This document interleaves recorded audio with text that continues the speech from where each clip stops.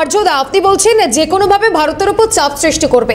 এক্ষেত্রে যখন তাদের এই বৈঠক হচ্ছে, হয়তো বা বাণিজ্য নীতি সোজানোর একটা চেষ্টা হচ্ছে, তাহলে এক্ষেত্রেও কি চীন কোনো কৌশল আঁটছে ভারতের বিরুদ্ধে?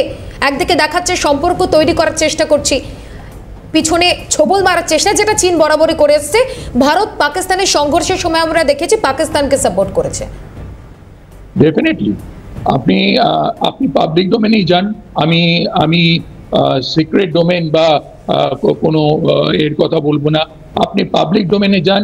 এই মুহূর্তে লাদাখের অবস্থা কি, এই মুহূর্তে অরুণাচল প্রদেশের অবস্থা কি, এই ডিএসকেলেশন অ্যান্ড আপনার ট্রুপ তথাকথিত কোট আনকোট ট্রুপ উইথড্রয়ালের পরে কি হয়েছে, ওরা আরো স্ট্রেংথেন করেছে মিলিটারি, ওখানে বাড়ি ঘরদোর বানিয়েছে।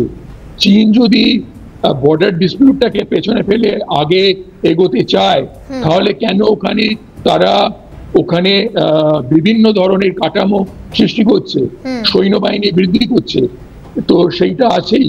এবং চীনের ধোঁকাবাজি, জানেন বাংলা একটা কথা আছে, আপনার এই মিথ্যে কথা দিয়ে চপ ভাজা যায়, মিথ্যে কথা দিয়ে, আর সেটা খুব বাংলা কথায় বলা হলে ঢপের চপ। তো চীন এই ঢপের চপ বা ভাজতে অত্যন্ত পারদর্শী।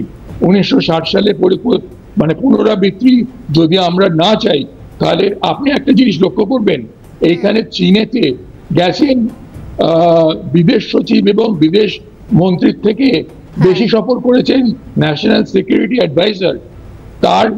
তার কারণটা কি? চীনের সঙ্গে এই ব্যাপারগুলো এখনো মেটেনি। তো সেই জন্যই এটা দেখার যে চীন আগামী দিনে কি করতে চলেছে। আমেরিকা কোণঠাসা করছে, নিজে কোণঠাসা হচ্ছে, ভাবছে কোণঠাসা করছে, ট্রেড দিয়ে কিচ্ছু করতে পারবে না। পাশাপাশি আর্যদা, পুতিনের সঙ্গেও তো নরেন্দ্র মোদীর বৈঠক রয়েছে। এক্ষেত্রে কি আরো কোণঠাসা করার একটা চেষ্টা আমেরিকাকে? তার কারণ শুল্ক বৃদ্ধি, ট্রাম্পের অহংকার, ট্রাম্পের ঔদ্ধত্য, ট্রাম্পের বিভিন্ন কার্যকলাপ ভারতের উপরে যা এই বেশ কয়েকদিন ধরে আমরা দেখতে পাচ্ছি, তারই মাঝে কূটনৈতিকভাবে কি ভারতের কোনো চেষ্টা?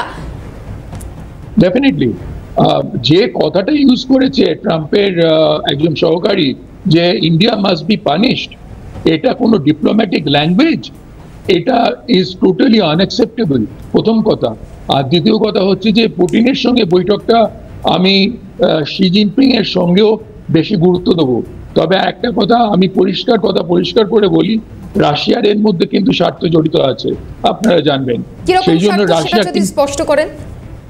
রাশিয়া আজকে তার যে আপনার এক্সপোর্ট, সেটা বাড়াতে গিয়ে সে ইউরোপিয়ান মার্কেটে অলরেডি তেল বিক্রি করে, এবং ইন্ডিয়া তার কাছে একটা হিউজ মার্কেট। তো রাশিয়া আজকে যে জায়গাতেই আছে, অবভিয়াসলি রাশিয়া চাইবে ইউক্রেন যুদ্ধে রাশিয়ার যে আর্থিক ক্ষতিটা হচ্ছে সেটাকে পূরণ করতে। তো অবভিয়াসলি সেই জায়গা থেকে রাশিয়ার কাছ থেকে আমেরিকাও তো তেল কেনে।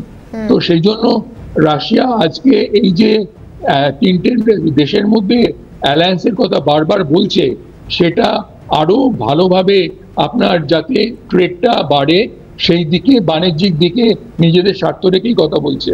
কিন্তু ভুলে যাবেন না, আমরা অলরেডি একটা দেশের জনগণের সঙ্গে অত্যন্ত খারাপ সম্পর্ক করে ফেলেছি, সেটা হচ্ছে আফগানিস্তান।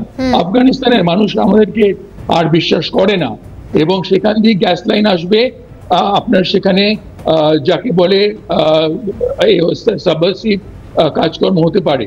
এবং আর একটা দেশের জনগণের কাছে আমরা কিন্তু অপরাধী হতে যাচ্ছি, সেটা হচ্ছে বালুচিস্তানের গোয়াদার পোর্ট।